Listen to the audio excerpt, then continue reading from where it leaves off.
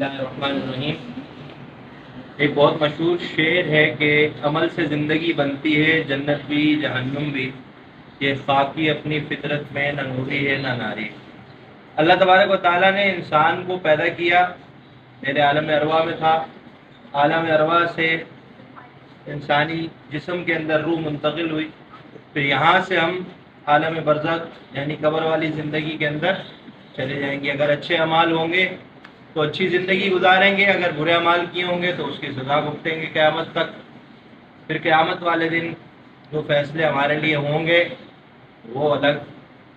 اب ہمیں اپنی زندگی کو کس طرح گزارنا ہے، یہ سارا طریقہ اسلام نے، حضور نبی کریم صلی اللہ علیہ وسلم نے ہمیں بتا دیا۔ اور دنیا کی زندگی کے اندر کیا نقصانات ہیں، کیا فائدے ہیں، یہ ہم سب جانتے ہیں۔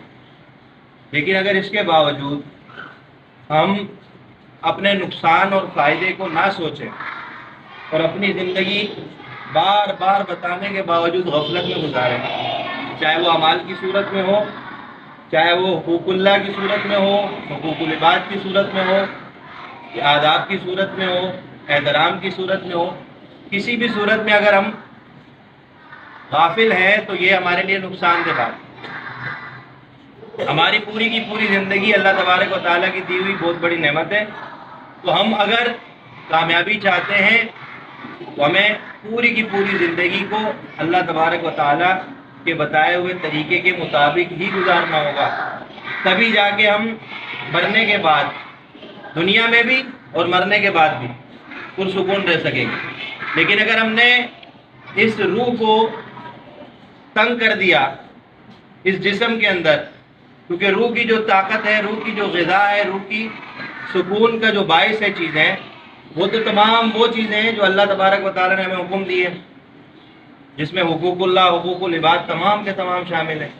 لیکن اگر ہم ان کو پامال کرتے ہیں، حقوق اللہ اور حقوق العباد کا جو ہے بالکل بھی اس پر عمل نہیں کرتے، تو پھر ہمیں نقصان یہ ہوگا کہ ہماری جو آنے والی زندگی ہے، چاہے دنیا کی ہے چاہے مرنے کے بعد، وہ پرسکون نہیں رہے گی۔ کیونکہ یہ روح جو ہے آپ کے اندر جو ہے اسی طرح ہے جیسے پنجرے کے اندر آپ نے کسی کو بند کر دیا۔ لیکن اگر آپ عمل کرتے ہیں، اچھے کام کرتے ہیں، لوگوں کا خیال کرتے ہیں، دوستوں کا خیال کرتے ہیں، اساتذہ کا احترام کرتے ہیں، والدین کا احترام کرتے ہیں، اپنی کتابیں، اپنی پینسل، اپنا بیگ، اپنی کتاب، جو بھی آپ کے ساتھ جڑے ہوئے تمام کا احترام رکھتے ہیں، تو یہ ساری چیزیں باعث برکت بن جائیں گی۔ لیکن اگر آپ نے ان سب کا احترام نہ کیا، ان سب کا ادب نہ کیا، ان کا خیال نہ کیا، تو یہ ساری چیزیں آپ کے لیے باعث مصیبت بن جائیں گی۔ ابھی آپ نے ڈیسائیڈ کرنا ہے، آپ کے اوپر فیصلہ ہے۔ اللہ تعالیٰ نے پوری طاقت دے رکھی ہے انسان کو، آپ کو سیدھا راستہ بھی معلوم ہے، الٹا راستہ بھی معلوم ہے۔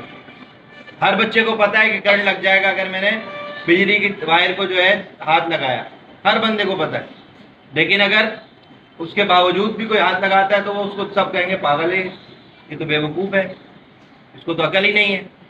اسی طرح آپ دنیا کے اندر جو بھی کام آپ کے ذمہ لگائے ہوئے، جس ایج میں آپ موجود ہیں، جو آپ کے ذمہ کام ہے، اگر آپ نہیں کریں گے تو لوگ آپ کو یہی کہیں گے پاگل ہے، تو اس کو تو اپنی فکر ہی نہیں ہے، اس کو تو پتہ ہی نہیں ہے، اپنے وقت کی قدر ہی نہیں ہے۔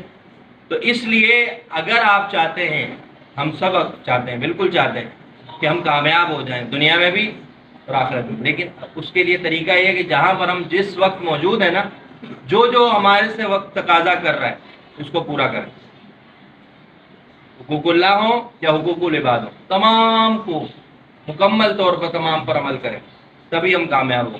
اللہ تبارک و تعالیٰ سے دعا ہے کہ اللہ تبارک و تعالیٰ ہمیں سمجھنے کی توفیق عطا فرمائے کہ ہماری اہمیت کیا ہے، ہمارا کام کیا ہے، اور ہمیں کام کر کیا رہے، اس کی ہمیں فکر عطا فرمائے۔ آمین۔ اللہ تبارک و تعالیٰ ہم سب کو عمل کی توفیق عطا فرمائے۔ آمین۔